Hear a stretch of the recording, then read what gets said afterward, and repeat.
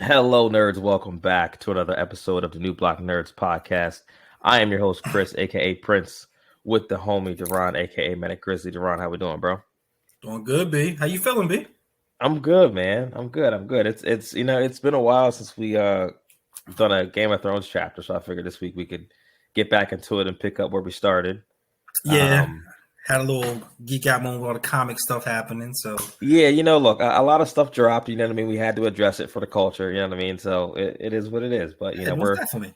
we're back in Westeros this week. You know what I mean? We're back up in the north. I know last time we were here, we were doing Ned 1. Hmm. And we left off King Robert, Queen Cersei, and everyone got to Winterfell, and Ned went down to the crypts with King Robert. King Robert kind of offered him the job of Hand of the King. Of course, that means he's got to move to King's Landing, all that other, and all that other nonsense. So this week we're still in Winterfell, but we're with Jon. So they're in the Winterfell's Great Hall. They're feasting the royal family. Everyone's there. Everyone's dressed to the nines. Um, Being someone who is reading the books for the first time, because this is a very very short chapter. Hmm. But there's a lot in here. There's some stuff in here that makes you kind of like realize like what kind of person Jon is and what Yeah, kind of person Tyrion is. You get introduced to both of these characters in this chapter. So like who've never read the books before, like how did you feel about this chapter? Like even though it was like super short. I felt like it was. I liked the vibe because it was a continuation. Like in the crypts, they're talking about how like it was more a passion and revisiting everything that happened and how like the emotional ties of the families.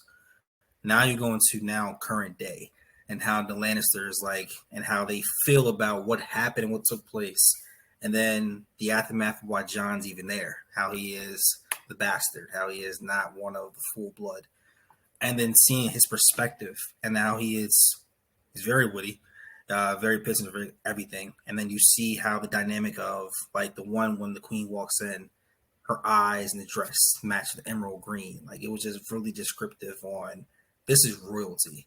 And then you have Mr. John, the bastard, almost like at the end of the actual like ballroom, just in all looking at all this. Like he doesn't even belong there, but I'm witnessing everything. And Yeah, you see and getting how, shit faced, by the way. bro, that man Yeah, said, yo, nobody knows I'm over here. So picture a room, audience, and everyone's walking in there. They're paired up. You have a traditional type. Then you have the king, you have the queen, you have all the children. They all walk in, they pair together, and then you have this guy in the corner that nobody cares or wants to see, and he's over here like, well, screw it, I'm gonna drink, get wasted. I'm just gonna keep on going. I got my dog over here, I got some food, and I'm here for the show. So that was really cool, just seeing a different type of temperature in the room and seeing it continue on as far as feelings. yeah, like that's something that I really like about this chapter is just like how quickly you get to learn that like John pays attention to shit in a way that like other 14-year-olds just don't At in all. this book and like in this world, right? Like to your point, like he's watching every single person come into the Great Hall, and he's kind of seeing right through them, saying how like he could tell Cersei's smile was fake. He didn't like Joffrey basically from the first time he saw him. Yeah. You know what I mean? He decided that Marcella was an idiot because of the way that she was like smiling at Rob when he was like escorting her like through the hall. Mm-hmm. And they touch on it a little bit in the book about like him being a bastard, him having to grow up quicker than trueborn children. Yes. You know what I mean? Because like he doesn't have that luxury of just I know we've said this before, but just getting by on his name because he doesn't have a name. Mm-hmm. What I mean? He's a bastard. He doesn't have the name Stark, even though Lord Stark is his father. So, Um, can I ask you a question for the fans who don't know? Why is his name not like traditional your stepchild? Why is it Snow? For the people who don't know. okay, yeah, that's a good question. So and they touched on this in the show too. So basically, in Westeros, when you are a bastard or you don't have your parents weren't married when they have you or whatever, um you are given a surname based on where where you were born. And so because the Starks live in the north, the bastard surname there is Snow. Um, in the Riverlands, it's Rivers. Mm-hmm. In the Stormlands, I believe it's Storm. In the Aaron, it's Stone. There's a couple of different, for each region, it's like a different last name, which brings me to kind of a question. I'm just going to throw it out there because we know that Jon was actually born in the South. Mm-hmm. He was born in Dorne. So technically his last name should be Sand. But we're not getting there yet. We're not going to get into that. We're not going to get into that today. I just want the fans to know, like, why is it Jon Snow? Like, if you never read these books, if you're a new person like myself, Prince is a better historian than I am as far as this documentary / I'm called documentary / book, novel, the actual wonderful masterpiece it is. So we understand, like, why that when the king comes there, he's kind of like on the side, the shelf. He's not a part of the family because of the actual bylaws and how people view things. But how did you feel about him not being impressed with the king? Because as a child, he was a lad. He was told the king's this, he's that, big giant. And then you see him and he's like, yo, this is the king? Like, what? And then you see how hype he got for the Lannisters when they walked in. Yeah, I think that's just like, we're supposed to feel that way about King Robert. Like George does this purposely, how he describes Robert, even in the crypts, about how obnoxious Robert's laugh is and like how kind of perverted he is. Mm-hmm. We're supposed to feel this way about Robert, like looking at him being like, oh, this person's not very kingly, right? Mm-hmm. Which is a shame because, like, in Robert's heyday, like Robert was the fucking man. Yes. Robert was the man. But it just goes to show you, one, human beings, our own mortality, and just like how quickly, especially in a world like this where mm-hmm. their primes are everything, right? Like, and also just like, what time will do to a person, right? Yeah. Because like, they talked about it a little bit in the last chapter, in Ned's chapter, where, Robert really didn't want to be king. You know what I mean? He went to war because the Mad King was nuts, and his Prince Rhaegar abducted his betrothed, and he wanted to win her back, not because he wanted to win a kingdom.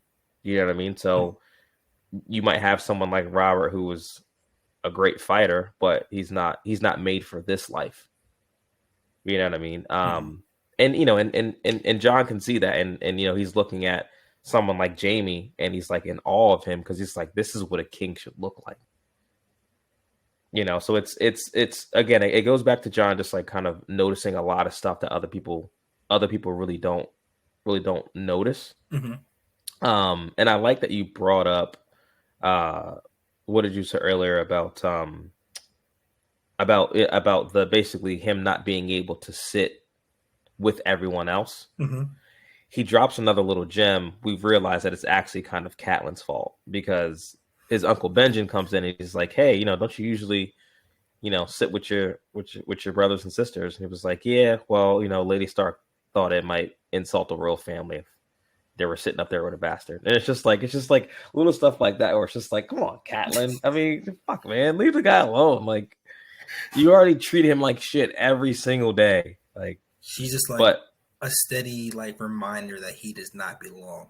And which you understand why, like, he's drinking, you're like, he's just having a good time drinking, but like it's almost like you feel sorry for him that he is looking into a life that he's never really gonna be a part of, which alludes to the next phase. When he's talking to his Uncle Benji's from Castle Black, come through with the black gear, ready to go. And he's having this conversation talking about, hey, Rob's gonna be the next king. My half sisters are gonna be married off into the kingdom. Where do I lie? Like, where do I go? I want to go with you. When that happened, he got in line, and his uncle's like, what? Man, get out of here. You're not being serious about this. Like, he's like, Right. no, I'm serious. And like John almost got like pissed off in a sense of like emotionally pissed off that you don't believe me. Like, I want to be with you. I wanted to go travel. I want to do different things because I don't belong here. Right. Yeah, and it's sad because like and he talks about it in his head where he's like, he thought about it for a long hard time. So this isn't a decision that John made in a vacuum. you Mm-hmm. know um and I understand in the current state and current day, the Night's Watch is not as prestigious of an order as it used to be. But in the North, especially amongst like House Stark, there's history where plenty of Starks and noble Northmen have served in the Night's Watch as, that was their place of honor. I mean, we go back to the prologue. Sir Waymar Mm-hmm. was, how did they describe him? He was a highborn son, with too many heirs, or a highborn son to a lord with too many heirs. He might have Mm-hmm. been like son number 4 or 5, and he was trueborn, and he went to the Watch because sometimes, in this world, it's just like, of course, the first sons, like you said, like Rob, he's going to be the next Lord of Winterfell. So, Rickon is gonna, do his thing. Bran's gonna do his thing. Arya and Sansa are gonna be married off somewhere else in the realm. So like, what am I supposed to do? I can't stay here with fucking Yeah. Catelyn. That's not happening. You know what I mean? So, um, but and so Benjen says a couple of interesting things to Jon too about just like, hey, look, you're 14, like you haven't even Mm-hmm. known a woman, like until like we have no families, we can't marry, like there's a lot of things that we give up when we join the Night's Watch, and like until you've experienced a little bit of life, I don't think that you can properly fulfill this oath without knowing what you're going to give up. um and the people have had theories about Benjen and how much he knows about Jon. Mm-hmm. And I was thinking about this today, man. I was just like, okay, Ned was what, 18-ish when the Mm-hmm. rebellion happened. Lyanna was 16. So Benjen's younger than her. So we're assuming that Benjen was probably, he wasn't of fighting age because he wasn't in the war, Mm-hmm. right? And we know, Rob and Jon have their fair share of battles at 14 and 15. So I'm assuming Benjen was even younger than that during the Okay. rebellion. So here's my question. Why would Benjen join the Night's Watch anyways? I understand it in the vacuum, right? But hear me out. Before the rebellion started, Lord Stark died and the heir to Winterfell died. Mm-hmm. By the end, their only daughter of House Stark was also dead. Mm-hmm. So if I'm Benjen, yeah, okay, yeah, we won the war, or our side won the war, and now Ned is Lord of Winterfell. But he had only had Rob and Jon at that point, as far as Mm-hmm. like children. House Stark is still pretty vulnerable as far as like furthering the bloodline goes. So why would Benjen then go to the Night's Watch? And the rebellion only lasted like 2 years. So by the end of it, Benjen's what? How old Jon is now? Mm-hmm. Maybe a year older, and he joins the Night's Watch with the only other person in House Stark left to further the bloodline is his older brother, who only has one child, one trueborn child. Yeah. It just seems a little, it always seemed a little weird to me that Benjen would then like join the Night's Watch and not like go, marry some other highborn lady in the North and have another offshoot of Starks. I I I completely agree with you on logically it doesn't make sense.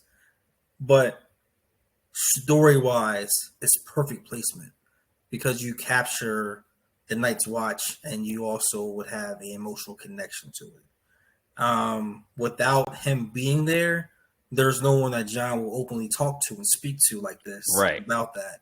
And also with him going there at the age bracket we're talking about right now, you brought up, it shows that wisdom. Like, yeah, you haven't experienced a woman. You haven't done any of these things. Like it's a lot of things that I've walked into that you don't need to. So I am going to tell you, hey, word to the wise, live your life. You don't need this. Right. So it definitely draws you in and makes you love the character even more. But then you also see a side of Jon that I don't think most people saw until, like, you see it was completely silent at the table when he became emotionally angry and was talking about, I'm not a bastard. Like, I think Benji said, go have a couple bastards yourself. And he said, I would never have a bastard, because that title has caused so much hurt for him that he's not going to pass on anybody else. And then you see him going from him and Ghost. Ghost is the man. So you see them, and then, like, you see, like, it's almost tearing apart where you want to go in tears. But he has to be the strong-willed young man and be able to walk away. But you're so twisted and drunk that you're stumbling everywhere. He's like knocking over serving girls and shit. Yeah, it's like the emotional coaster. If you're angry, you want to prove yourself, but dude, you're still a kid. You're drunk and twisted. So that's why I think it's perfect placement for the storytelling, because it gives you a branch of, like, okay, let's go over here. What's over here? Yeah, no, I agree with you. When I was thinking about it, I was thinking the same thing. Like, okay, obviously, they needed Benjen to be in a Night's Watch to make this connection, to your point, like, so that Jon would have someone who he could be like, oh, take me back, or take me with you when you go back. Yeah. So, maybe we can just chalk it up to plot armor, but it's always been something where I was just like, why would Benjen do that? But of course, there's other theories out there of why Benjen joined the Night's Watch, but we can dig into it deeper as we go, because we're going to start on, like, layers and layers are going to come off in this whole thing. Oh yeah. Like, did you catch, like, well, of course you probably caught it now, but, like, when they describe the kids walking through, we see how King Robert looks, but they highlighted how long the hair was, how Joffrey's house, his body, everything was like, it was straight Lannister.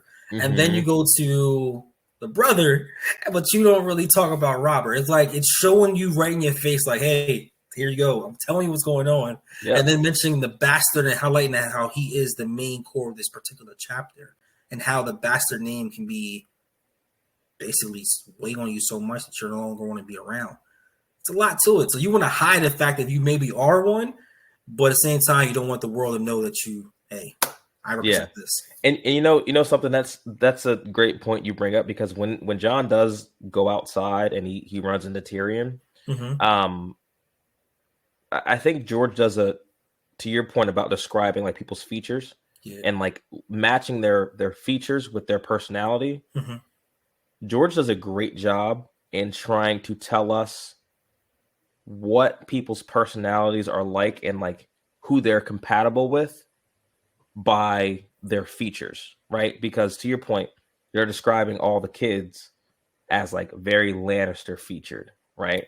Especially, like, Joffrey. Like, they go to more lengths to describe Joffrey as, looking just like his mom, having, like, these pouty lips, the disdain he has for, like, the Great Hall, because that's his personality. He's a prick, right? So, like, and, like, George wants us to know that early on, right? The same thing, the contrast is when Jon's outside and he's talking to Tyrion, and Tyrion's asking him, it's like, oh, so you're the bastard, right? Oh, I see it now. You have more of the North in you than your brothers do, right? So, like, and I think that's the thing. I'm gonna go back to Catelyn here for a second. That's the thing that I feel like sometimes gets under Catelyn's skin a lot about Jon, is not only is this the walking, breathing reminder that your husband cheated on you, but he looks more like a traditional Stark than any of your kids. And acts like it too. Yeah, and acts like it too. He's a Stark through and through. And I think, again, some of it is a little bit of a misdirect, right? Because now that the show's come out, we obviously know, Jon's real identity and who his parents are and stuff like that. But it's also to reflect the values of someone like Ned and the influence that he's had on Jon and what his journey is like throughout this story, just by his likeness to other Starks, like a classic Stark look. You know what I mean? But I know we were talking about before we started recording, I love, like, the quotes, some of the bars that Tyrion gives him outside.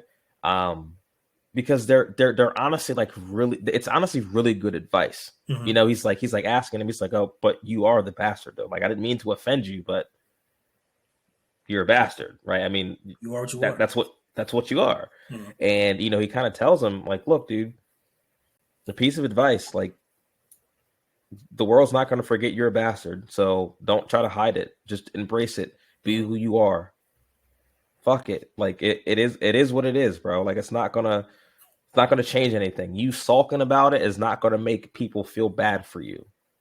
And don't you think it's crazy how like fans don't know Tyrion is dwarf of Lannisters, how they all are pristine and like on a pedestal, and then you have this dwarf who just embodies everything they don't even embrace.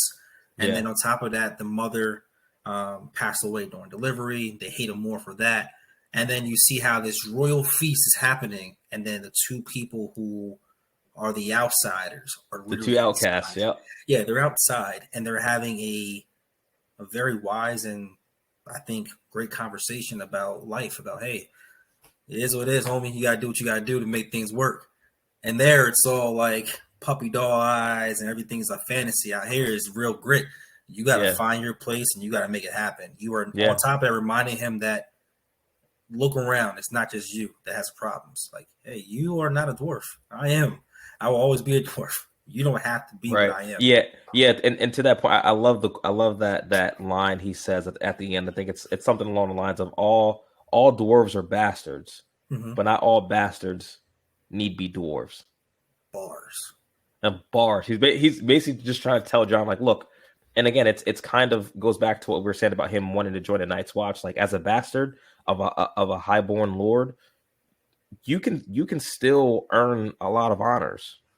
You know what I mean? There's still lots of things for you to accomplish. Like, there's been lots of great bastards in Westerosi history that have done great things. I mean, look at Bloodraven. Bloodraven's a bastard. I mean, the entire Blackfire Rebellion was about, you know, bastards being legitimized and trying to make a name for themselves. You know what I mean? But Tyrion's like, you know, look at my family. Look at the things that they cherish and they hold value. I'm none of those things. No matter what I do, they're always going to fucking hate me. So it's just knowledge that's being passed on to Jon, but also tells you that Jon is, being the age he is very strong-minded, stubborn. Oh yeah. And he doesn't like, okay, you said this, but I still feel the way I feel. And then it shows the kind of mistakes he makes in the future. And like, he was so stuck in his ways that he didn't see the whole picture. Good side and bad side to it. And then also you see how Tyrion went his way. You see how Uncle Big, like, they're trying to tell you, bro, like, hey, you got options, bro. You're okay. But it's like, you guys don't live in my shoes. I need something more. So it was really cool seeing, like, it was a short chapter, but seeing the dynamic of, you know, the enter of the king, going to the land, to having his dinner, but like it was so focused on the people viewing the dinner than the dinner itself, and then seeing the breadcrumbs what's going to happen afterwards. Yeah, it's pretty cool. Yeah, no, this was a really short chapter. I think it's like 7 pages, but it really just introduces us to Jon and his mindset. I think it does a great job. I mean, in only 7 pages, showing us just how much more mature Jon is than some of his brothers and sisters. Absolutely.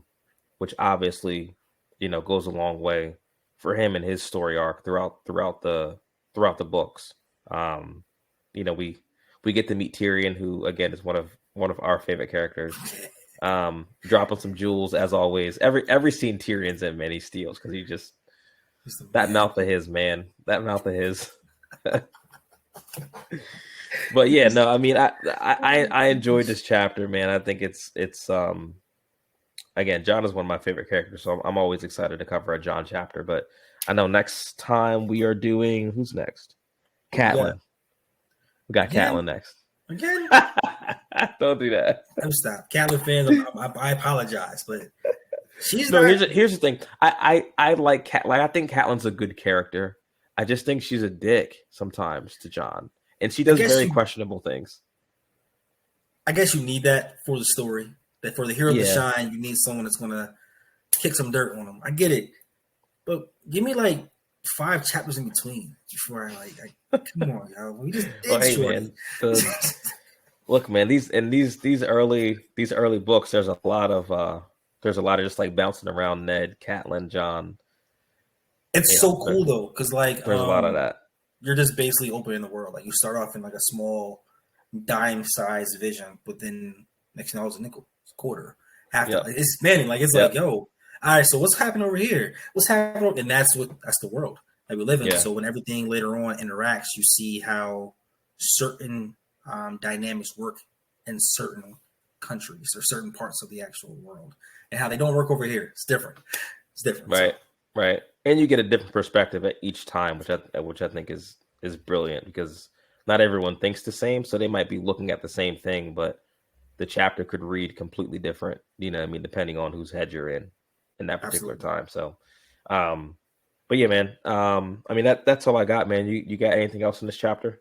Please subscribe, like, visit old videos, comment, whatever you like. You want some new stuff? Let us know. Have some new books. We don't care. We're going to see Game of Thrones all the way through as things pop up in life as far as like pop culture, movies.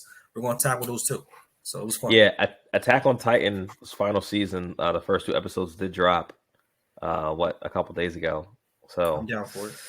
To my Attack on Titan fans, we will be here to review the final season. And that, The Boys, The Flash.